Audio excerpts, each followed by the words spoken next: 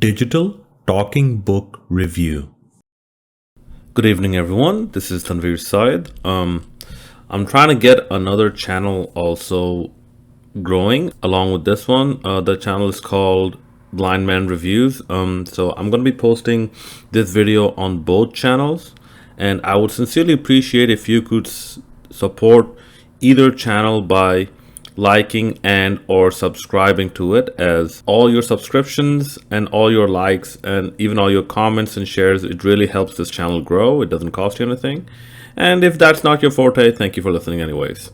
So this time I'm going to review an audiobook called Good Morning Monster by Catherien Gildiner. The book is essentially about 5 people who basically talk about their psychological problems to a psychotherapist, the psychotherapist being Catherien Gildiner, and obviously the identities and the exact descriptions of these 5 patients have been altered as to not identify them. But the pattern I've noticed, one, is that most of them are actually from Canada. And first thing I got me wondering, wait a minute, is there a problem, a psychological problem history in Canada? But then again, I actually focused on the book itself, and oh my god, this is one of the books where the phrase "you cannot keep it down," once you pick up the book, you cannot keep it down, is completely applicable, and especially in the realm of looking into someone's mind, of someone who's actually that disturbed, and someone who has layers upon layers of complexities to their psyche. And this also gave me an increased appreciation of the whole psychological process and why psychology is so fascinating. And it also revealed to me a very depressing fact. Due to my disability, due to my visual impairment, I can perceivably, at least what I perceive, I can presumably never pursue psychology. Despite having a very strong fascination for the subject matter, I cannot pursue it because most of it, or a very good amount of it, is dependent on reading body language and reading facial expressions. Something which my visual impairment will not allow me to do.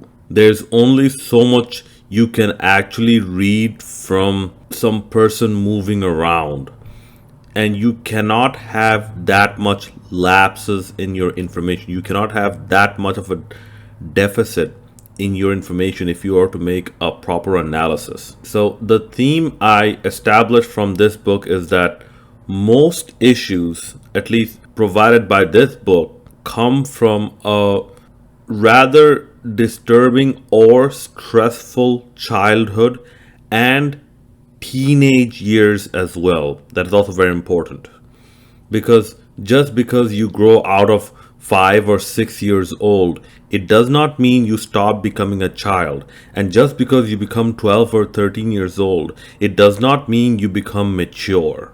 That's where I got so fascinated about this book, is where they actually go into, or this author goes into, some of the techniques that she uses and provides a pretty decent exposition of it, and also explains why it is important, and also performs some self-evaluation as well as to where her techniques might have gone wrong and where she might have made a mistake. It's one of those things where when you realize that you have a passion for something and then it dies out, and then something that you encounter reignites that passion again, you start respecting that material. And that is what this book has gained from me, because she goes on to talk about how even late in life, or late in her career rather, her misconceptions still remained to a certain degree. Let me give you an example. There's a part in the book where she is discussing with one of her mentors, or one of her older professors. Her professor says that your unconscious does not reason. Your unconscious is only concerned with the effect of the trauma. or the effect of the stress. And this further goes into the three levels of the human mind: the conscious, the subconscious, and the unconscious. It's kind of like that joke in The Simpsons where there's I believe it's an episode where a music boy band group is trying to get people to join the Navy. The guy's name was Lieutenant LT Smash, and he tells Lisa Simpson that there are three type of messaging: subliminal, liminal, and superliminal. And superliminal is just basically someone shouting at your face that, hey, join the Navy. So anyways, so there are three levels of the mind, that's been hypothesized. That's conscious, subconscious, and unconscious. Now, where some psychologists posit that the unconscious does not reason. However, here's what I counter with. The unconscious does not reason. One, because it does not have the capability to reason that much, and or two, it most likely was not taught to reason very simplistically. Because here is what I posit. The unconscious is something that does not necessarily have that much capability to reason. It can come up with reasons, but to a very primitive level. Because that's why I don't call it the unconscious. I call it the primal mind. It is very, very primal and animalistic. And if you notice, animals can actually reason. Even some of the rather docile or less intelligent animals, as long as they have somewhat of a brain, they can actually reason. However, the actions or the reactions of the unconscious can always be influenced by the conscious. Because if you are conscious and you are aware of the subconscious and the unconscious, you can also influence the subconscious and the unconscious. Obviously, not to that great degree. The unconscious is something that I believe you can influence its actions perhaps the least, and also it requires the most amount of hard work to actually influence. And this is why, I told someone that if you feel that the actions of your unconscious cannot be changed or whatnot, then I'm sorry to say this, but you have kept your brain in a very small bottle, indicating that you are restricting your brain's own development. You're restricting the growth of your own intelligence. But that is just one example on some of the parts about this book. So this is why it was such an engaging read for me, that I actually could not realize that I finished a book that has an estimated audio time of over 12 hours. I finished it seemingly in a matter of no time. As for a rating for this book, I would give it a 9.5 out of 10. If you people or anyone listening are interested in human psychology and whatnot, and obviously this is just one one psychotherapist's perspective. And the thing about psychology is that only recently has there been a bridge somewhat been established to link psychology with medicine. So psychology is still very nebulous, and you don't have to take one psychotherapist's word for anything. So if you are interested in psychology, please, or interested in delving into the minds of people who are disturbed and why they're disturbed and how they come out of it, please do get this book, Good Morning Monster by Catherien Gildiner. The spelling is on the screen.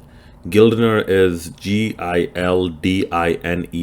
and it is Catherien with a C. One of the most striking phenomenon is childhood or adolescent stress, where a child or an adolescent is thrust suddenly with immense amount of responsibilities way before their mental maturity. And as a result, they cannot basically go through the growing pains when they're ready. They will have to go through the growing pains when they're unprepared or ill prepared. And this obviously changes a person's psyche and changes a person's behavior and outlook and whatnot. The childhood or adolescent stress does not necessarily need to come from a demonic style, dilapidating home. It can come from even a family tragedy or one parent that is not good, even if the family overall is very well to do financially. It can even happen in different parts of the world. But the constant is that for the better chances of a person developing well psychologically, the person's childhood and adolescence needs to be pretty good. I will not say unstressful, because if you don't have stress as a child or a teenager even a little bit, you will not learn how to handle the eventual stress that does come along once you're an adult. But it should all be in a balance, and that's why it should be, to use a word where this word is very demonized nowadays, because most people making decisions are kind of stupid, or most people influencing decisions are kind of stupid. Sorry, not making decisions, influencing decisions are kind of stupid. The childhood needs to be somewhat normal. And there's a very rich psychological tapestry that actually goes into this. I can break down this book chapter by chapter and section by section into great detail. But I'm sure this video is already long enough as it is. So if you ever have the chance, please do read this book. I read this book using the digital talking book player. Thank you very much. Please do hit that like, subscribe, and bell notification, as any support in that manner really helps this channel grow and really helps me remain motivated to continue making these type of videos, which I am making for mostly the visually impaired community, trying to give them a bigger presence on YouTube, and also for anyone else interested in this type of book, and especially from an audiobook perspective. Thank you very much, and you have a wonderful day.